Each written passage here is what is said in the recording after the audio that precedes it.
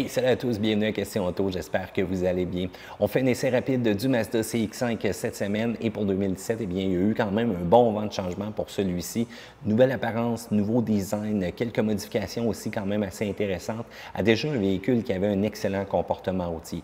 Eh bien, on commence sans plus attendre avec l'extérieur. Regardez-moi la calandre à l'avant, donc le gros logo. Il faut dire que Mazda mise beaucoup sur le style de coup d'eau. Dès qu'on regarde autour du véhicule, on voit un certain mouvement, on voit de la fluidité. Et je pense que c'est très bien réussi parce que le CX-5, c'est quand même un véhicule qui a une belle coupe. Il faut dire que sur le modèle qu'on a là présentement, des roues 19 pouces, du LED aussi à profusion. Donc, c'est tous des éléments qui sont très intéressants et qui plaisent à l'œil.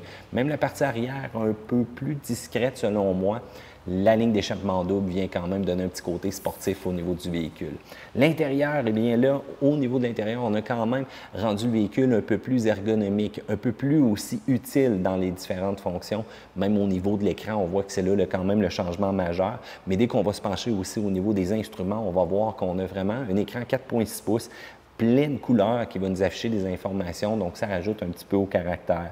Il faut dire aussi que la qualité des matériaux a été grandement améliorée, l'espace de rangement aussi qu'on retrouve à l'intérieur. Et on a toujours aussi notre excellent système multimédia avec un écran de 7 pouces qui est beaucoup plus fonctionnel. Cependant, lorsqu'on va rouler, le côté tactile se désactive. Ça, c'est un peu plate. Il faut utiliser la molette vraiment dans le bas comme ça. Mais bon, on s'habitue. Ça reste quand même un des excellents systèmes, mais la compétition nous rattrape. On va avoir besoin de faire quelques petits ajustements quand même très bientôt. On a un affichage tête haute qui est disponible, qui est quand même très bien et complet aussi. C'est ce qu'on aime. Du premier coup d'œil, on est capable de voir l'ensemble de l'information. Au niveau des sièges arrière, un peu plus de confort et on a ajouté des ports USB aussi pour les passagers qu'on va amener. Ils peuvent se pencher un petit peu aussi pour être un peu plus confortables. Du côté motorisation, eh bien, Mazda mise toujours sur le 2.5 Skyactiv G. C'est 187 chevaux à 6000 tours minute, 185 livres de couple à 3250 tours pour la traction et à 4000 tours si jamais vous choisissez la version intégrale. Petite différence. On a deux choix de transmission, mais encore là, attention, dépendant dans quel pays vous vivez. Du côté du Québec, on l'a encore. Du côté des États-Unis, c'est terminé. Et bon, partagez-moi de votre côté, qu'est-ce que ça dit? Avez-vous encore le choix entre la manuelle ou encore une 6 vitesses automatique? Choix de traction et la fameuse traction intégrale iActive All-Wheel Drive de Mazda aussi. On devait avoir un diesel, mais on l'attend encore. Malheureusement, c'est pas du tout arrivé. C'est un peu dommage. On devait l'avoir donc pour la deuxième moitié de 2017, mais peut-être qu'avec tous les scandales qu'on a présentement, on a retardé. Quand on regarde la trappe à essence, on voit vraiment qu'on est prêt donc à faire le changement de ce côté-là. Et il y a d'autres pays qui l'ont aussi présentement, cette motorisation-là. On veut vraiment s'assurer d'avoir aucune problématique avec les normes d'émission, je pense. Il y a de la pression sur le diesel de ce temps-ci. Du côté comportement routier, il y a bien deux philosophies. La philosophie Skyactiv de Mazda, le côté que toutes les pièces vont travailler ensemble, le châssis, la transmission, le moteur, la traction intégrale, peu importe. C'est une philosophie qui va faire que toutes les pièces travaillent ensemble pour donner la meilleure expérience de conduite possible. Et on a une autre philosophie, c'est Jim Baitai, qui veut dire donc son chevalier, sa monture, donc le cheval qui devient qu'un avec justement celui-là qui montre le maximum de contrôle et une expérience de conduite très intéressante et ça rayonne aussi du côté de Mazda présentement. Les accélérations, c'est quand même modeste. On a un mode sport, on a un mode manuel aussi, si jamais, bon, vous ne voulez pas avoir les changements de rapport, vous voulez vraiment les opérer manuels uniquement, eh bien, embarquez pas sur le petit kickdown qu'on a au niveau de l'accélérateur. Malheureusement, ça manque un petit peu de punch, là, malgré les petites améliorations qu'on a fait cette année. Il faut dire qu'on est capable de remorquer quand même 2000 livres aussi, mais ça ne sera pas encore idéal si jamais vous êtes au maximum de capacité. Faites attention.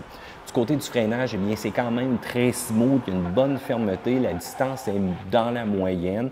On a un petit peu de mouvement cependant du véhicule qui se produit malgré la suspension qui est quand même capable d'embrasser la route de ce côté-là. Parlons de la direction aussi. Cette année, on rajoute quand même le système donc G vectoriel, le système de contrôle qui va propulser le véhicule dans des virages et qui est quand même très intéressant. La direction demeure un peu lourde cependant, mais vous n'aurez pas de problématique à faire vos manœuvres de stationnement. Du côté suspension, on est capable de prendre les virages à une vélocité pas mal plus haute que l'ensemble des rivaux. C'est ferme, mais encore là, même en 19 pouces, c'est capable d'absorber les fameuses routes carotteuses qu'on a du côté de Québec. Le confort demeure excellent et même si ce n'est pas celui qui est le plus favorable du côté espace intérieur, vos passagers vont quand même être confortables.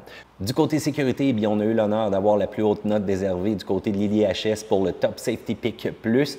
des parfaits tests de collision, l'ensemble aussi des systèmes de sécurité, les phares automatiques qui, en passant, travaillent super bien. J'ai testé ça sur la route, puis ça réagit, puis ça l'allume pas, puis ça ferme pas pour rien, le présentement. J'aime beaucoup aussi l'alerte de changement de voix qui va être sonore, donc vraiment un effet de bass dans les haut-parleurs qui vont nous dire « Oups, attention, tu dépasses ». Et ces ensembles de systèmes-là aussi, avec le régulateur de vitesse qui a un radar à l'avant, tout ça travaille super bien. On a fait un gros effort de ce côté-là. Côté consommation, eh bien là, ça dépend si vous le choisissez, donc 2 roues motrices ou encore 4 roues motrices automatiques ou manuelles, encore une fois.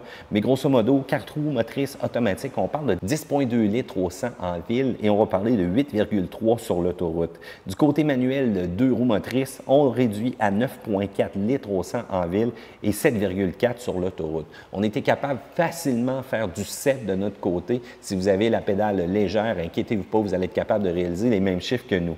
Du côté négatif, eh bien, un peu de mouvement de suspension, freinage. J'étais un peu étonné de voir ça. Il faut dire qu'on commence à manquer de pep aussi côté motorisation versus les rivaux. Le makeover aurait pu être un peu plus agressif, mais bon, on va entendre vraiment la prochaine version complète. Et on attend toujours le diesel aussi. J'ai quand même hâte d'essayer ça, cette mécanique-là. Mazda nous le promet depuis longtemps, j'ai hâte de voir ça arriver. Du côté des plus, eh bien, c'est super silencieux, sérieux, ça contribue au confort. Excellente amélioration par rapport à cette année. Un véhicule qui a des dynamismes de conduite, mais qui va quand même être aussi confortable à l'oreille. Peut être doux, peut être plus véloce un peu. C'est sûr que les accélérations sont modestes. Vous allez être capable de prendre les curves à vraiment bonne vitesse. Si jamais vous choisissez aussi le système de son en option Bose, une belle qualité sonore avec les 10 haut-parleurs, la qualité des matériaux intérieurs est là. On a vraiment redessiné l'ensemble. C'est beaucoup plus ergonomique, c'est beaucoup plus confortable aussi. Et la traction intégrale qui est quand même adaptative, c'est sûr que ce n'est pas le genre de traction intégrale qui va vous amener dans le champ ou encore d'un pays de boîte, on s'entend.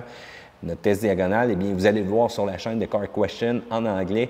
Allez jeter un coup d'œil là-dessus si ce n'est pas déjà sorti. Eh bien, vous allez quand même voir que ça se débrouille bien, mais c'est vraiment orienté expérience de conduite sur la route.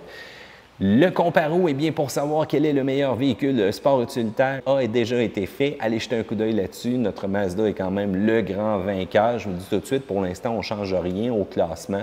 On se reverra peut-être en 2018 pour se dire peut-être qu'il va y avoir eu quelques mouvements au niveau des positions, mais je vous le dis tout de suite, pour l'instant, ça trône. Sa fiabilité est là, son excellente garantie est là. Son côté confort aussi qu'on a rajouté cette année, je pense que ça joue beaucoup dans la balance. Anyway, je veux savoir qu'est-ce que vous en pensez. Section commentaire ci-bas, est-ce que vous pensez qu'on a raison? Est-ce que c'est le genre de véhicule qui vous plaît? La garantie aussi, kilométrage est limité, je sais que c'est au Canada, mais bon, vous, est-ce que c'est quelque chose qui pèse dans la balance? Je vous laisse commenter tout ça directement en bas, faire un pouce en l'air parce que vous aimez cette vidéo-là et surtout, abonnez-vous à Question Auto parce qu'on prépare plein de choses pour vous. N'oubliez pas, test d'accélération, test diagonale, c'est sur la chaîne anglaise que ça se passe, Car Question. C'est un rendez-vous pour vous aussi, donc 2 petits abonnements à faire. Je vous dis à la prochaine fois à une autre vidéo de Question Auto.